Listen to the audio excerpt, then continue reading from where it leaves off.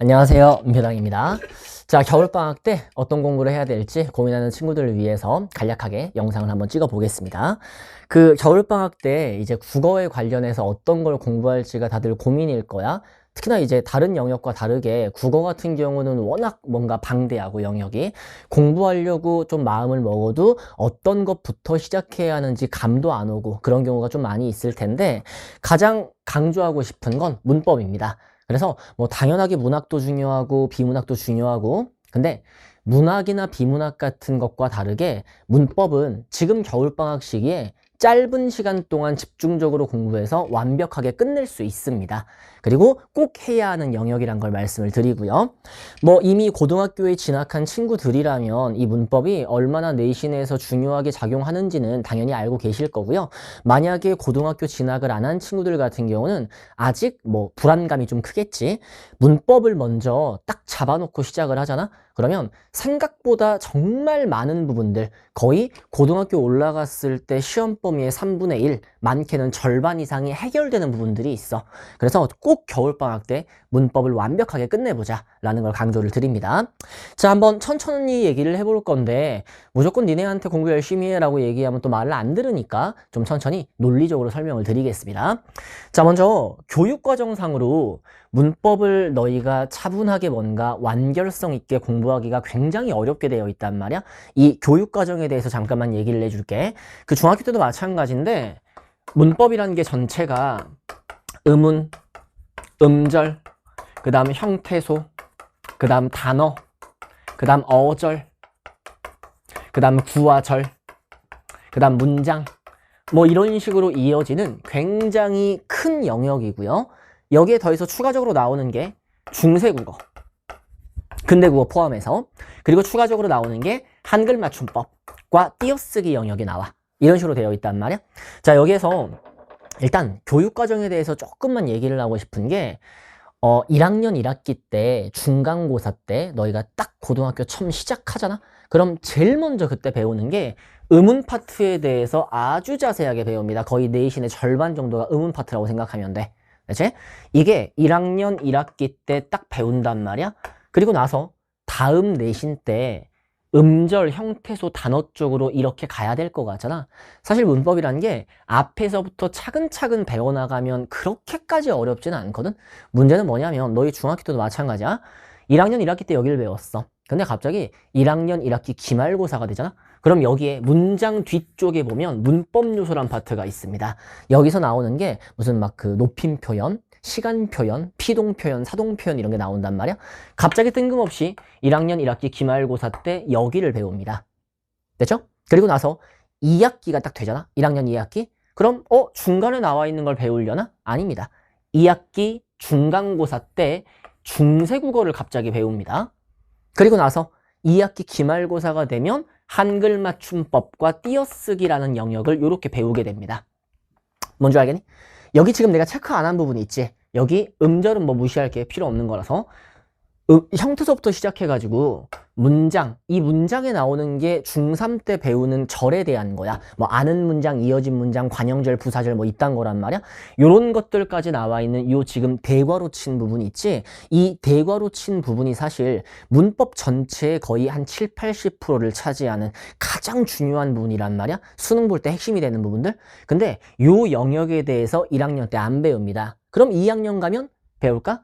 2학년 때도 잘 안 배웁니다. 학교에 따라 물론 커리큘럼의 차이는 있기는 한데 일반적으로 요 영역을 수업하는 건 2학년 2학기 때 가서 하거나 좀 늦으면 3학년 1학기나 2학기 때 가가지고 갑자기 여기를 배우기 시작해. 그런데 이미 3학년이 돼버리잖아? 그러면 1, 2학년 내신과는 달라. 뭔가 아주 짧은 시간 동안 진짜 수능 특강 같은 거 몇 페이지 안 되는 걸 펼쳐놓은 다음에 선생님들이 말도 안 되게 달리기 시작해. 너희가 뭔가 이해할 수 없을 정도로 학교에서 정말 빠른 속도로 가버리신단 말이야. 그러다 보니까 여기 대괄호 쳐 있는 부분이 문법의 거의 전체인데 요 영역을 교육과정상 차분하게 따라갈 수 없게 되어 있다고. 이해하셨죠? 여기까지. 그러다 보니까 요 영역에 대한 공부가 반드시 필요합니다. 오히려 얘들아 동그라미 쳐놓은 영역들이 있죠. 동그라미 친 것들. 이런 것들은 1학년 때 내신 때 아주 빡세게 배우고요. 오히려 문법 전체의 어떤 구조, 내가 오늘 구조란 말을 진짜 많이 쓸 거야. 전체적인 이해의 영역과는 조금 동떨어져 있어. 오히려 이런 것들은 약간 암기에 가까운 영역들이란 말이야. 근데 여기 대괄호 친 부분 있지? 여기는 암기가 아닙니다. 여기는 정말로 이해하고 응용할 수 있는 영역이야. 그래서 이 부분을 공부를 하는 게 아주 중요하다. 그런 반문을 할 수도 있어. 아니 내신 때 어차피 3학년 때 나온다는데 왜 해야 됩니까? 라고 물어볼 수도 있는데 이게 학교에서 여기 동그라미 친 것들을 가르치실 때 중간에 나와 있는 내용과는 무관하게 가르칠까? 아니야. 이 중간에 나와 있는 내용을 알아야 다른 영역들도 완벽하게 쉽게 공부할 수 있는 겁니다. 이해가 되시죠? 그리고 더 나아가서 아마 많은 학교들에서 중간에 나와 있는 이 부분들을 시험 범위로 막 약간 깨작깨작 집어넣으셔. 짜증나게. 이런 걸 집어넣었을 때 그 부분만 공부하잖아? 그럼 봐봐. 무슨 문제가 생기냐면 형태소부터 문장까지는 하나의 호흡으로 이루어져 있는 하나의 탄탄한 논리 구조로 되어 있어. 나는 보통 피라미드식으로 많이 얘기를 하는데 아래에 나와 있는 정보들을 바탕으로 한 단계 올라가서 그 다음 정보, 한 단계 올라가서 그 다음 정보 이런 식으로 밑에서부터 차근차근 쌓아 올라가는 과정이거든. 예를 들어 너희가 초등학교, 중학교 때 수학을 공부를 안 했던 친구가 갑자기 고등 수학을 잘하는 건 불가능합니다. 그렇죠? 아래에서부터 쌓아 올라온 걸로 점점 심화 과정으로 올라가는 거니까 문법도 똑같다고 생각하면 돼. 여기 나와 있는 밑에 있는 베이스를 깔아놔야 위에 나와 있는 것들, 더 어려운 것들을 풀 수 있단 말이야. 그 과정이 바로 여기서부터 차근차근 배워나가는 과정인 거야. 이해가 되시죠? 자, 근데 뭐가 문제냐? 모의고사라든지 내신에서 그냥 어느 영역만 시험에 나오잖아? 그럼 갑자기 이러는 거야. 다른 거 아무것도 안 가르친 상태에서 갑자기 여기 나와 있는 용언의 어간과 어미만 시험 범위로 넣으셨어. 근데 얘를 이해하기 위해서는 당연히 의문, 음절, 형태소, 단어에 대한 기본 개념들, 더 나아가서 어절, 구절, 문장에 대한 기본 개념들이 탄탄하게 뒷받침이 될 때에만 얘를 완벽하게 이해할 수 있습니다. 이해가 되시죠? 이런 것들을 방지하기 위해 겨울방학 때 문법을 털어버려라. 내가 얘들아 털라고 얘기하는 수준을 알려줄게. 단순히 기본 개념들 공부하고 올라가란 얘기가 아니야. 너희 꼭 생각해야 되는 게 독서랑 문학은 경험치가 필요해. 경험치가 필요해. 진짜 타고난 어떤 천재 같은 국어 능력자가 아니라면 기본적으로 경험치가 필요해. 아무리 국어를 잘하는 중학교 1학년이어도 사실 일반적인 고3보다는 못할 수밖에 없어. 일반적으로 봤을 때 천재가 아니라면. 왜? 쌓아 올리는 경험이 굉장히 중요하거든. 고3 중에서 아무리 공부를 안 한 고3이더라고 하더라도 기본적으로 교육과정을 따라가면 배우는 경험치들이 생기잖아. 맞지? 자, 문학과 독서는 경험치가 중요합니다. 근데 명백한 게 문법은 경험치가 필요 없습니다. 경험치가 필요가 없습니다. 자, 문법은 그냥 이번 겨울방학 때 빡세게 배우잖아? 그럼 내가 확신하는 게 너희 고3보다도 잘할 수 있어. 진짜야. 진짜야. 거짓말 하는 게 아니야.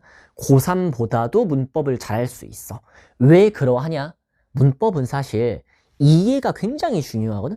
요 이해를 탄탄하게만 만들어 놓잖아? 그러면 고3들이 공부했던 거나 너희가 공부하는 거나 내용 차이가 없습니다. 게다가 그것이 뭔가 고도의 사고력을 요한다거나 고도의 암기를 요한다거나 그러지 않습니다. 그냥 한 중1, 2 애들을 딱 앉혀놓고 나서 내가 걔네한테 똑같이 수업하잖아? 그러면 걔네나 고3이나 별반 다르지 않다니까? 정말로. 알겠지? 자신감을 가져야 돼. 무조건 요번 방학 때 문법을 그냥 털어버리자. 끝내버리자. 끝낸다의 수준은 어느 정도이다? 고3 수준. 대략적으로 수능 문제의 8할 정도까지는 풀 수 있는 수준. 한 80%까지는 다 이해하고 풀어낼 수 있는 수준. 가능합니다. 길지 않은 강의로도 가능합니다. 아시겠죠? 자, 요게 목표입니다. 그러면 누군가 또 너무 오버 아닙니까? 솔직히 어떻게 뭐 한 달도 안 되는 시간 동안 수업 듣는다고 해서 수능 문제 80%를 풉니까? 라고 생각할 수도 있는데 가능하다니까? 왜 가능하냐면 너희 모의고사를 풀어본 친구들은 알 거야. 요즘 수능 문제에서 누가 암기식으로 문제 냅니까? 절대 그렇게 안 냅니다. 보기가 나온단 말이야, 무조건. 너희에게 필요한 능력은 뭔가를 암기해서 아는 능력이 아니야. 보기에 나와 있는 걸 이해하는 능력이야. 이해되시죠? 그 보기에 나와 있는 걸 이해만 딱 할 수 있잖아? 그럼 실제로 문제 푸는 건 그다지 어렵지 않다고. 알겠지? 문법이 5문제가 나올 거야. 그 중에 1문제 정도가 보통 어렵게 나옵니다. 4문제는 무난하게 풀어낼 수 있습니다. 되었죠? 80%까지는 풀 수 있다고. 이해했지? 좋아요. 자, 관련해가지고 그러면 다음으로 얘기해 볼게. 내가 자꾸 지금 이해 이런 말을 하고 있는데 요 이해에 대한 것도 잠깐만 설명을 드릴게요. 그 문법 오리엔테이션 할 때 항상 하는 설명인데 좀 너희가 잘 받아들이라고. 이해하라고 얘기하면 애들이 문법은 이해하는 거야. 문법은 이해하는 거야. 이런 소리를 들으면 아, 또 뻔한 소리 하는구나 라는 눈빛으로 쳐다보는 경우를 많이 봤거든. 근데 얘들아 문법은 진짜로 이해 과목이야. 너 요것도 생각해야 돼. 잘 들어봐. 문법이라는 요 표현 있잖아. 이 표현이 주는 폭력성이 있다니까. 왜 있는 줄 알아? 영어 때문이야. 영어 문법이라는 걸 우리가 초등학교 심지어는 미취학 아동일 때부터 해왔단 말이야. 맞지? 영어 문법이라고 할 때 이 문법이 주는 그 단어의 폭력성이 있다고. 뭔지 아시겠죠? 너희 오해하면 안 돼. 국어 문법과 영어 문법은 아예 다른 과목입니다. 예를 하나 들어볼게. 또 예를 들어줘야지. 예를 들어서 심플하게 생각하면 돼. 먹다가 있어. 해볼까? 먹다. 과거 시제 만들어봐. 누가 못합니까? 당연히 하죠. 먹었다. 현재 시제 먹는다. 미래 시제 먹겠다. 됐지? 의문형으로 만들어봐. 먹었니? 그 다음 먹는니 있어 없어? 없지. 그냥 먹니로 쓰겠지. 맞지? 먹겠니는 있지. 맞지? 이런 것들 어떻게 가능한 거야? 우리는 국어 바로 하자잖아. 우리는 국어가 모국어란 말이야. 왜 여기에서 먹니는 없는데 먹었니는 있나? 이런 것들을 공부할 필요 없다고. 누구나 알고 있는 사실이라고. 쓰고 있기 때문에. 이해했지? 여기까지? 하나만 더 해볼게. 만약에 먹다라고 하는 요 단어가 있다고 칠게. 이것을 당하는 걸로 바꿔봐. 당하는 거. 먹히다. 시키는 걸로 바꿔봐. 시키는 거. 동생에게 약을 먹이다. 누가 못합니까? 누구나 할 수 있습니다. 맞죠? 그럼 당하는 건데 과거 시제로 바꿔봐. 먹혔다. 시키는 건데 과거 시제이면서 의문으로 바꿔봐. 먹였니? 누가 못합니까? 다 할 수 있잖아. 잘 들어. 국어 문법은 암기가 아니라니까. 진짜로. 암기하는 게 필요해 물론. 근데 내 생각에는 개인적인 생각이야. 전체 문법이 있다면 그중에 암기가 차지하는 비중 내 생각엔 10%밖에 안 된다고 생각합니다. 암기가 필요한 영역들이 있어. 뭐 예를 들어 띄어쓰기라든지 뭐 특별한 어떤 품사의 종류 막 이런 것들 외우는 게 있어. 진짜 현저히 적어. 이런 것들 다 할 수 있잖아. 됐죠? 자, 그럼 국어 문법이 뭔지 알려줄게. 지금부터. 국어 문법은 요런 과목입니다. 지금 우리가 사용하고 있는 요런 단어들 있지. 얘를 학술적으로 분류하는 거야. 이렇게 기억하면 돼. 한마디로 얘기하면 국어 문법은 학술적 분류 과정입니다. 우리가 이걸 과거 시제 만들어봐 이렇게 해가지고 바꿀 수는 있잖아. 이걸 이제 우리는 학술적으로 이렇게 얘기한다고. 먹이라는 어간에 니라는 종결어미, 특히나 의문형의 종결어미를 붙인 것이다. 학술적으로.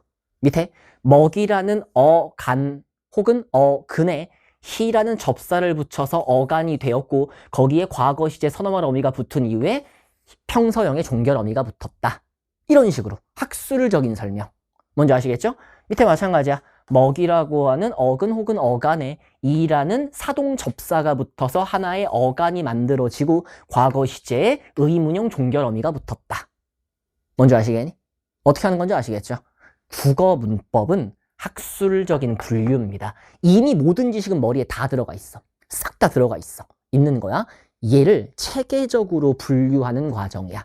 좀 더 학술적인 너희 학교문법이라고 얘기하거든. 학교문법에 맞는 그런 용어들로 정리하는 과정이라고. 동의하시죠? 굉장히 설명이 됐지 그러면? 그래서 문법이라는 요 단어가 주는 폭력성에 속지 마세요. 영어 문법과는 아예 다릅니다. 영어 문법은 다 외워야 되잖아. 하지만 외울 거 없다고. 이미 모든 지식은 머리에 다 들어가 있어. 그걸 분류하는 과정이다 라고 생각해 주면 되는 거야. 괜찮으시죠? 자, 이제 조금만 더 이어가지고 설명을 해볼게요. 학술적인 분류라고 내가 계속 설명을 했는데 관련해가지고 조금 더 얘기를 하고 싶은 게 일단 학술적으로 분류하기 위해 제일 중요한 게 뭘까? 당연하게 얘들아 지식적인 걸 뭐 새로 배운다? 그런 거 거의 없습니다. 뭘 배운다? 머릿속에다가 체계적인 어떤 분류 기준을 잡아줘야겠지. 그치? 머릿속에 그런 학술적인 용어에 대한 분류하는 기준들을 머리에 넣어 놓으면 돼. 나는 이걸 표현할 때 뭐라고 표현하냐면 폴더링 한다고 표현을 하는데 이런 식으로 머릿속에다가 폴더를 만드는 거야. 딱 폴더를 들어갔어. 예를 들어 볼게. 단어라고 하는 폴더에 딱 들어갔어. 그럼 이 단어가 전체가 어떻게 되어 있는지가 머릿속에 들어있어야 돼. 다음 단어로 들어가잖아? 그럼 여기 안에 다시 4개의 폴더가 딱 나옵니다. 단어의 구성, 단어의 형성, 단어의 의미, 단어의 분류 이런 폴더가 딱 나옵니다. 내 머릿속에 있는 거야. 여기서 단어의 구성을 딱 누르잖아? 그럼 단어의 구성 파트에서 다시 한번 이렇게 폴더가 나옵니다. 그 안으로 들어가면 여기에 어근, 접사, 접사를 딱 누르면 다시 한번 접두사, 접미사 또 누르면 거기에서 무슨 접미사, 무슨 접미사 이런 식으로 나눠지는 거야. 뭔지 아시겠니? 자, 머릿속에 뭘 만들란 얘기냐면 나는 요거를 여기 잠깐 보여줄게. 난 요거를 이제 목차라고 많이 설명을 하는데 이 지금 칠판에 나와 있는 게 문법 전체입니다. 맨 앞에 여기 잘 안 보이겠지만 음운부터 시작을 해서 음운, 음절, 형태소, 단어 쭉 나와가지고 어절, 구절, 문장으로 되어 있는 거야. 그리고 여기 단어 파트에 아까 구성, 형성, 의미, 분류라고 얘기했었지? 그런 폴더링이 되어 있는 걸 지금 이렇게 목차로 펼쳐 놓은 거야. 이걸 내가 전체 구조도라고 불러. 그렇죠? 보면 뭔가 내용이 많아 보일 수도 있는데 다시 생각해봐. 이게 문법 전체입니다. 전체. 그리고 실제로 요 제일 끝에 달려있는 것들은 내가 외우라고 얘기하지 않거든? 이런 것들은 필요 없어. 나중에 이해만 하면 되니까. 중간중간에 나와 있는 분류 체계들, 목차에 해당하는 것들, 이런 것들을 머릿속에 넣는 작업을 해주면 돼. 여기까지 넣잖아? 그럼 뭐 할 수 있다? 수능 보기를 읽을 수 있다니까? 문제없이. 됐죠? 수능 보기를 읽을 수 있는 거야. 그럼 수능 문제 푸는 거에 전혀 어려움이 없어진다고. 아시겠지? 자, 그래서 방학 때 너희가 꼭 하셔야 되는 것 중에 하나가 문법을 끝내는 거. 그리고 그건 정확하게 학술적인 분류 기준을 머릿속에다가 탑재하는 겁니다. 이해가 되시죠? 물론 쉽지는 않아. 왜? 외울 게 없다는 거지 이해하는 게 없다는 얘기는 아니니까. 이해하는 게 어려운 경우도 있습니다. 물론 있긴 있는데 생각보다 어렵지 않습니다. 경험치가 필요한 영역도 아니고 고도의 뭔가 사고력을 요하는 경우도 없기 때문에. 아시겠죠? 전체적으로 이렇게 구조를 잡는 거 요게 제일 중요하겠다. 조금만 더 얘기하고 다시 볼게요. 자, 이어서 얘기를 하면 문법을 그래서 끝낼 수 있다 라고 생각을 해 주셔야 되고 마지막으로 요거까지만 얘기할게. 너희의 지금 상황을 잠깐 얘기해 드릴게. 거의 한 98%는 요 상황입니다. 문법을 자기가 빡세게 배우지 않은 친구들은 딱 요런 상황일 거야. 너희 머릿속에 딱 있다고 생각을 해봐. 나의 머리입니다. 머리 안에 어떤 지식들이 분명히 있을 거야. 얘들아, 어간 들어본 적 있지? 응? 어간이란 지식이 있어. 어미 들어본 적 있죠? 어미란 지식이 있어. 어근 들어본 적 있지? 어근이란 지식이 있어. 접사 들어본 적 있죠? 접사란 지식이 있어. 절 들어본 적 있지? 뭐 관형절, 부사절 뭐 이런 거 들어본 적이 있죠? 그 다음 또 뭐 할까? 뭐 예를 들어서 뭐 부사 들어본 적 있지? 있을 거야. 지금 내가 뭘 표현한 거냐면 우리 머릿속에 분명히 한 번쯤 들어본 지식들이 있단 말이야. 왜? 중학교 때 나름대로 학교에서 수업을 듣고 나름 공부를 했을 테니까 그때 부분 배웠던 지식들이 머리에 있을 거야. 분명 이렇게 뭔가 흩어져 가지고 존재하고 있을 거야. 문제는 뭐냐? 아까 봤던 체계화되지 않았다는 게 문제야. 국어는 결국에 처음에 얘기했듯이 뭔가 학술적으로 체계화시키는 과정이란 말이야. 근데 너희 머릿속에 지식적인 것들이 담겨 있을 뿐 이것들이 어떻게 연결되어 있는지, 내가 연결이라고 얘기하면 그냥 흔히 하는 말로 읽을 수도 있는데 진짜로 다 연결되어 있거든. 정말로. 어근접사, 어간, 어미, 절까지 뭐 이어진 문장, 아는 문장 다 이어져 있단 말이야. 결국엔 다 똑같은 내용이란 말이야. 그런 것들의 연결성이 어떻게 되어 있는지, 요게 지금 너희한테 부재한 상황이라고. 이걸 어떻게 하고 싶은 거냐? 우리의 목표는 이런 식으로 바꾸는 겁니다. 지금 나와 있는 것들 예를 들어서 머릿속에다가 재구조화를 시킬 거야. 뭐 예를 들어 가장 기본적인 내용으로 어간이 있어. 이것과 연결되어 있는 어미가 있어. 그리고 요것과 연결되어 있는 어근이 있어. 연결되어 있는 접사가 있어. 뭐 이런 식으로 해서 전체적인 테두리를 먼저 잡아드릴 겁니다. 그 테두리를 잡는 게 아까 봤던 요게 테두리를 잡는 과정이야. 이해되시죠? 테두리를 잡을 겁니다. 그리고 이 안으로 한 발자국만 더 들어가잖아. 한 번만 더 들어가면 조금 더 디테일한 내용들이 나오겠지. 그래서 그 조금 더 디테일한 내용까지 한 번 더 요렇게 연결성을 가지고 테두리를 잡아주는 거야. 이해가 되시죠? 자, 자요. 방학 때 하셔야 되는 건 테두리를 잘 둘러서 그것에 대한 전체적인 구조를 머릿속에 넣습니다. 그러면 여기 가운데 가장 코어한 부분, 이쪽에 뭐가 남느냐? 이쪽 영역, 이쪽에 암기가 필요한 것들만 남습니다. 암기가 필요한 것들만 남길 거야, 내가 일부러. 이거 언제 하면 돼? 시험 보기 전날 외우면 돼. 진짜 몇 개 안 돼. 이해되시죠? 시험 보기 전날 암기가 필요한 것들은 그냥 시험 보기 전에 빡세게 한번 외우고 들어가면 돼. 그래봐야 얼마 많지 않기 때문에. 됐지? 자, 이걸 비유적으로 이런 식으로도 표현합니다. 나는 이렇게 공터가 있으면 처음에 나무를 세우려고 하지 말고 일단 숲을 먼저 그리자고. 전체적으로 숲을 싹 그려. 그리고 나서 숲을 다 완성시켰으면 나중에 필요할 때 하나하나 나무를 심는 건 어렵지 않아. 그 영역으로 가서 거기가 시험 범위로 들어갔을 때 필요한 부분들만 따로 외워주면 돼. 이해하셨니? 어려운 내용이 전혀 아닙니다. 그리고 아시겠죠? 자, 우리의 작업은 그래서 머리에 있는 흩어져 있는 정보들을 체계적으로 머릿속에다가 구조화를 시키고요. 구조화시킨 내용들 중에서 필요한 암기는 마지막에 혹은 시험 볼 때 혹은 내신 때 필요한 경우가 있으면 그때 조금씩 외워준다. 대신 외울 때에도 중요한 건 어디에 나무를 심는 건지 알아야 될 거 아니야. 그러니까 전체 구조를 잡아준다 라는 거였어. 괜찮으시죠? 이해가 됐을 겁니다. 자, 그래서 제가 강의하는 제목은요, 구조적 문법입니다. 교재도 교재가 그렇게 얇은 교재는 아닌데 이제 문법에 대한 거의 모든 내용이 다 들어가 있긴 한데 사실 내가 이제 짧게 그 수업을 할 때에는 그 내용 중에서 거의 한 50%는 날리고 수업을 하거든. 필요 없는 것들, 이런 구체적인 암기에 대한 것들 있잖아. 이런 거 싹 다 날려버리고 전체적으로 맥락 잡을 때 중요한 것들, 개념적인 게 중요한 것들, 서로 연결성이 중요한 것들, 이것들 위주로 수업을 쭉 해나가게 될 거야. 그럼 머릿속에 구조가 딱 잡힐 거고요. 그 잡은 구조를 가지고 나중에 내신할 때 혹은 수능 볼 때 필요한 나무들을 심어주시면 되겠다. 아시겠죠?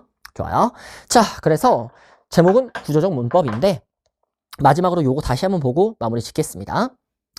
여기 나와 있는 내용들이 그래서 내가 수업할 때 이제 첫 시간에 OT 할 때 얘기하는 게 얘들아 다른 건 외우라고 얘기 안 할 테니까 제발 여기 나와 있는 목차만 외워줘. 목차는 머릿속에 폴더링을 시켜줘. 그래서 어느 영역에 어떤 보기가 나왔을 때 그 영역에 대한 목차가 머릿속에 쫙 펼쳐지도록 그런 식으로 만들어주는 거야. 그리고 나서 필요한 지식들이 있어. 그럼 그 필요한 지식들을 폴더에서 꺼내가지고 쓰는 거지. 어떤 건지 아시겠죠? 좋아요. 자, 여기까지 얘기를 드리고 진짜로 문법이 별로 어렵지 않아 생각보다. 별로 어렵지 않고 개인적으로 생각했을 때 국어 모든 과목 중에서 가장 가성비가 좋은 과목입니다. 그 국어 공부할 때, 문법 공부할 때 물론 풀강으로 들으면 막 50강, 60강 같은 강의가 있는데 사실 처음에 이제 어떤 올라가는 단계에서 혹은 머릿속에 기본 베이스를 쌓는 단계에서 나는 개인적으로는 내가 짧게 찍는 강의는 고3들한테도 많이 추천을 합니다. 고3들한테 마지막에 정리하기 되게 좋거든. 어쨌든 그런 식으로 짧게 이렇게 치는 과목들이 있을 텐데 좀 유념해야 되는 게 절대 길게 들으면 안 돼. 길게 들으시면 안 돼. 예를 들어서 강좌 수가 전체가 15강이라고 해보자. 그럼 15시간짜리 강의란 말이야. 그럼 딱 마음 먹고 나서 2주 안에 털어버리자. 이런 식으로 마인드를 가져가라는 얘기야. 하루에 2개씩 들어가지고 2주 만에 털어버리자. 길게 가시면 안 돼. 반드시 짧은 기간 동안 빡세게 돌려서 빠르게 끝내야 됩니다. 알겠죠? 한 회독이라고 얘기하는데 회독을 빠르게 하는 게 되게 중요하다고. 그래야 연결성이 생기니까. 이해하셨지? 좋습니다. 자, 여기까지 말씀을 드리고요. 방학 때 열심히 공부하셔서 좋은 결과 있으시길 바라고 뭐 열심히 찍었는데 큰 도움이 되시길 개인적으로 바라봅니다. 자, 화이팅 하시고요. 여기까지 하겠습니다. 감사합니다.